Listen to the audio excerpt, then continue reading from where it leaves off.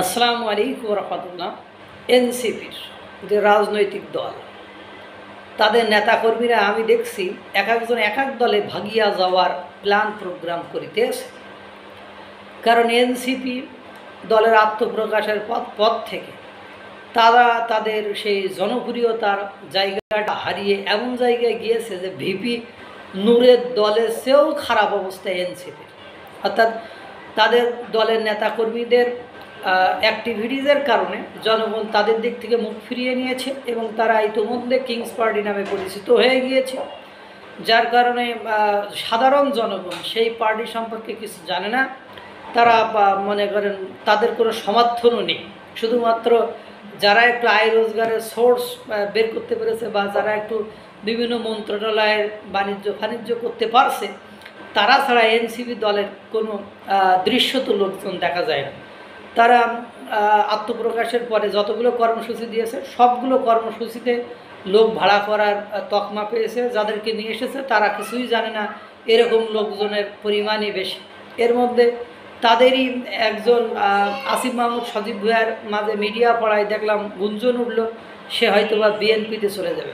হান্নান মাসুদ আজকে বিএনপির যেভাবে প্রশংসা করলো তাতে মনে হয় যে হান্নান মাসুদও বিএনপিতে চলে যাবে। এবং আপনার হাসনাত আবদুল্লাহ আপনি দেখবেন বরাবরই মামুনুল হকের সাথে তার ওঠা বসা খুব ভালো, মামুনুল হকের সাথে তার মাখামাখি খুব ভালো। হয়তোবা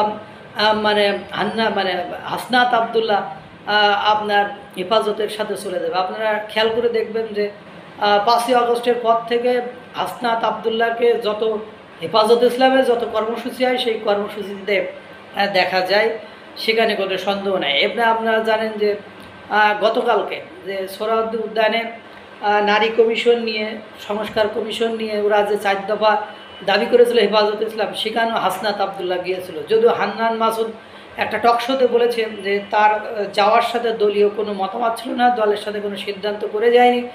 হাসনাত আবদুল্লাহ তো কোনো সিদ্ধান্ত না করেই যায়, যা কিছু করে নিজের ইচ্ছা মতো করে দলীয়। তার মানে ওদের আবার একটা দলীয় এজেন্ডা কিনা বা দলীয় ভেতরে কর্মসূচি কিনা যে তুমি এমনি করবা, আমরা জানি ভাব করে চালিয়ে যাবো, যাতে করে তুমি বিপদে পড়লে বা এটা নিয়ে নেগেটিভ সেন্স তৈরি হলে আমরা সেটাকে অ্যাভয়েড করে এড়িয়ে যেতে পারি। এবং সেই একই সময় নারীদেরকে কিভাবে হেনস্থা করেছে, জুতা পিটা করেছে সেটাও আপনারা দেখেছেন রাজু ভাস্কর্যের সামনে। ওই রাজু ভাস্কর্যের সামনে মেয়েরা রাতের পর রাত, দিনের পর দিন ছেলেদের সাথে কাঁধে কাঁধ মিলায়ে, হাতে হাত মিলায়ে রাত জাগরণ করে, স্লোগান দিয়ে, জীবনের পরোয়া না করে আন্দোলন করেছে। আর সেই নারীদেরকে ওই রাজু ভাস্কর্যেই হাসনাত আবদুল্লাহর উপস্থিতিতে যখন জুতা পিটা করা হয় তখন এদের অবস্থা কী হবে আল্লাহই ভালো জানে। আল্লাহ তাআলা সকলকে ভালো রাখুন, সুস্থ রাখুন। আসসালামু আলাইকুম ওয়া রাহমাতুল্লাহ।